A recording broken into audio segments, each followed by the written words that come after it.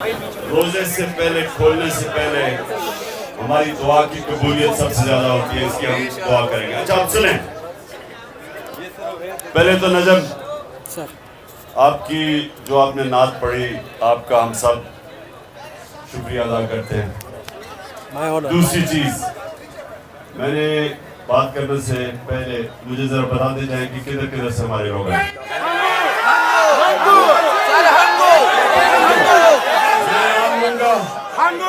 میں نام لوں گا، آپ نے بتانا ہے۔ لاہور، لاہور، رحیم یار خان، اچھا زیادہ ہیں آج وہاں سے۔ ہنگو، ماشاءاللہ ماشاءاللہ۔ اچھا اورنگ صحیح،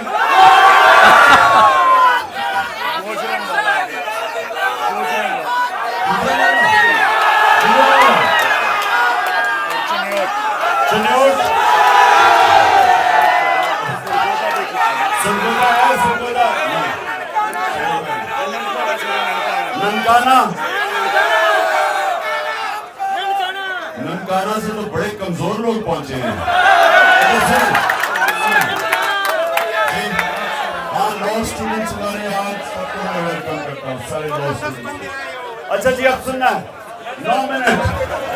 ہاں لندن سے بھی ہمارے آئے ہیں، لندن، کشمیر، لاس اینجلس اور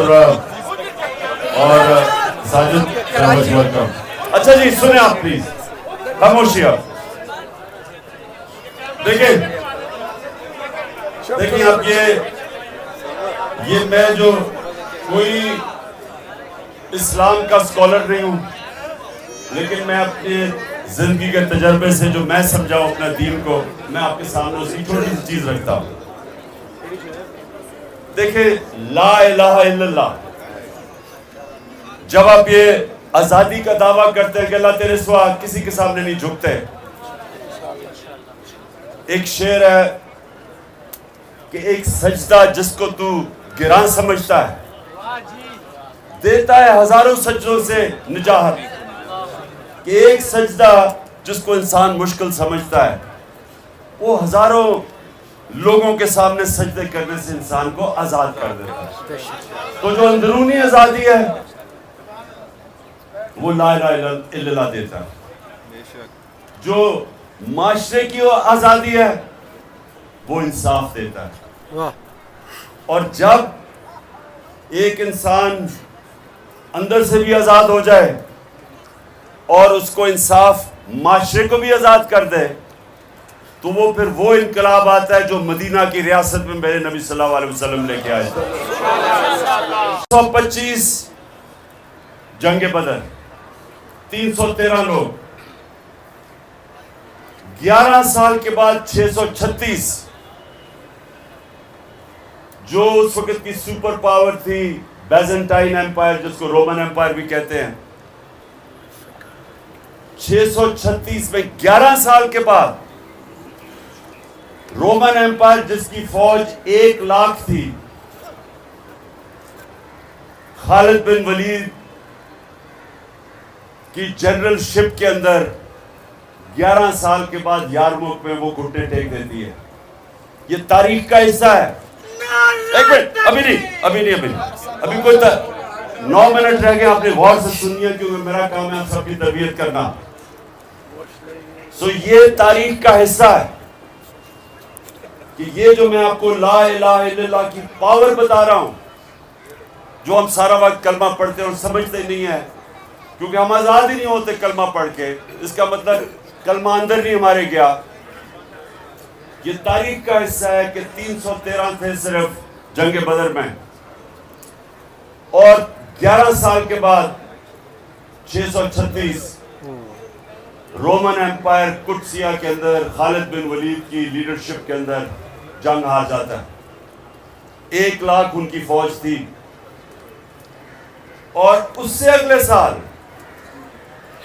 جو دوسری سپر پاور تھی وہ قدسیہ میں 637 میں جنگ ہار جاتی ہے۔ 2 سپر پاورز 12 سال کے اندر مسلمانوں کے سامنے گھٹنے ٹیک دیتی ہے۔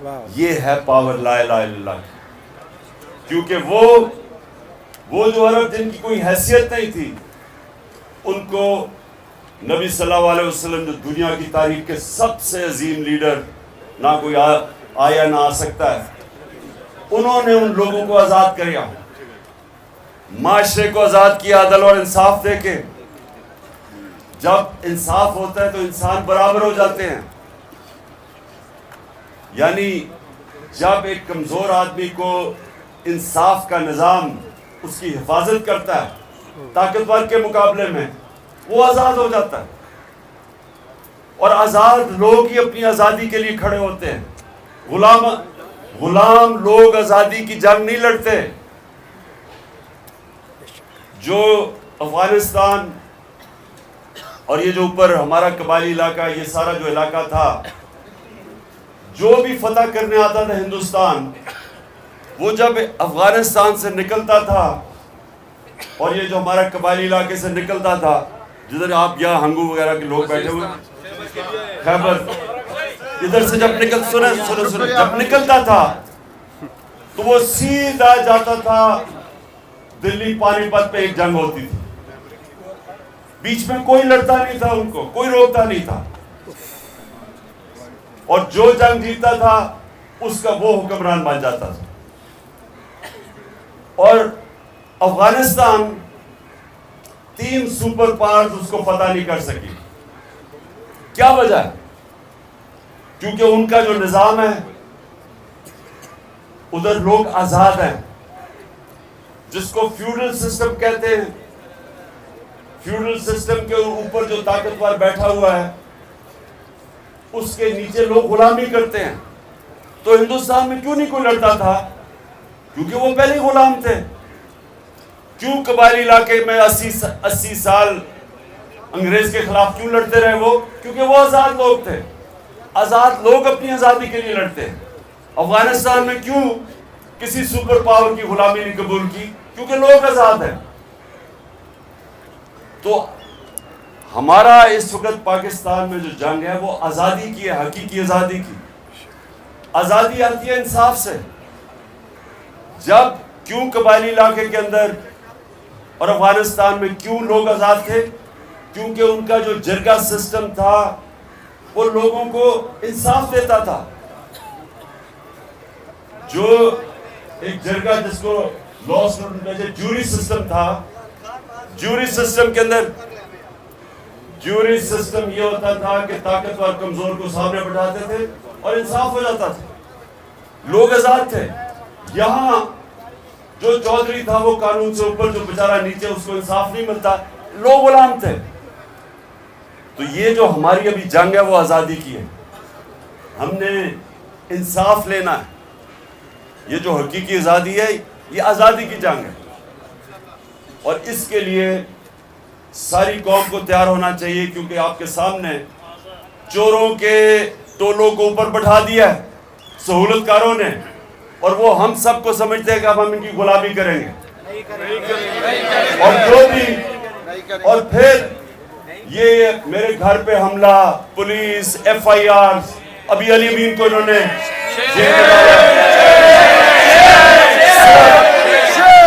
صرف لوگوں کو یہ بتانے کے لیے کہ ہم آزاد نہیں ہیں، ہم جانور ہیں، جدھر مرضی یہ چاہے ہم جانوروں کو ادھر ڈنڈے مار کے کر دیں گے. اس لیے ہم سب نے اس جنگ میں شرکت کر دی. اور آخر میں دیکھو، آپ سب لیڈر ہیں.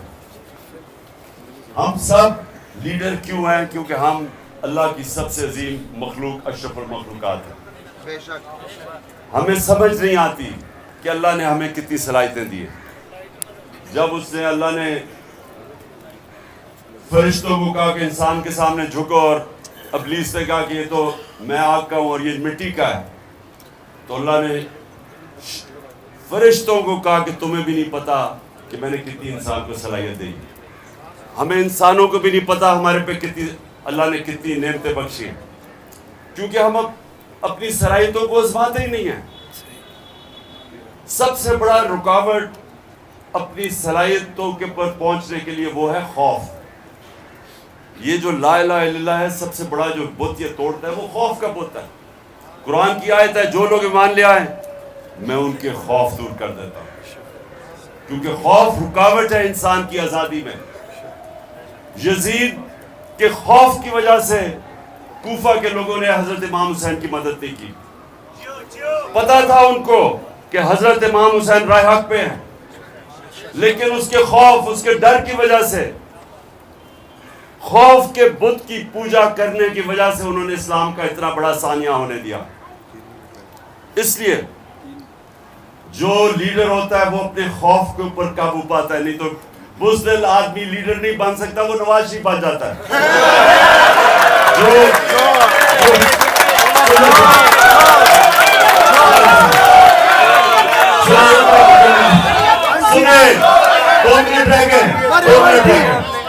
دو منٹ رہ گئے، یہ سنیں میری بات. جو لا الہ الا اللہ نا سب سے امپورٹنٹ چیز وہ انسان کو غیرت دیتا ہے. اور غیرت انسانوں کے اندر فرق ہے، ایک بے غیرت ہوتا ہے، ایک غیرت مند ہوتا ہے.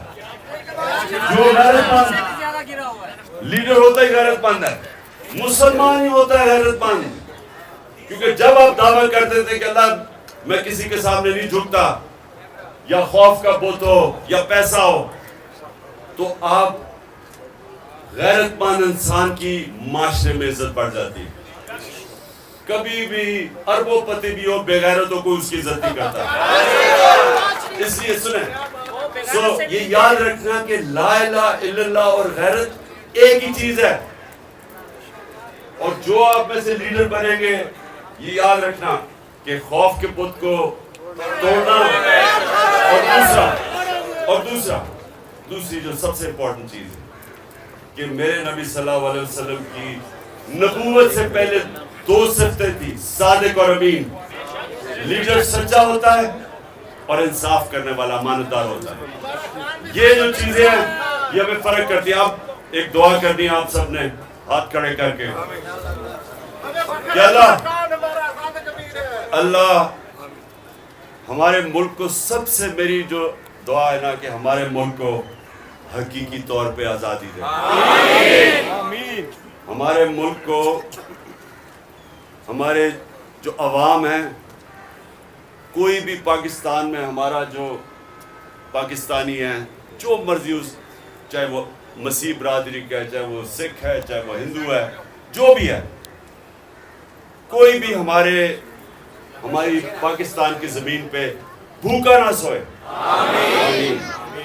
اور ہمارا وہ ملک بنے جو کہ ایک بڑا عظیم ذہن تھا علامہ اقبال، اور عظیم لیڈر تھا جس قائد اعظم جنہوں نے جدوجہد کی، وہ ملک بنے جو دنیا میں جدھر پاکستان ہرا پاسپورٹ لے کے جائے دنیا اس کی عزت کرے. اور آخر میں ہمارا وہ ملک بنے جو باہر سے لوگ پاکستان میں نوکریاں ڈھونڈنے آئے.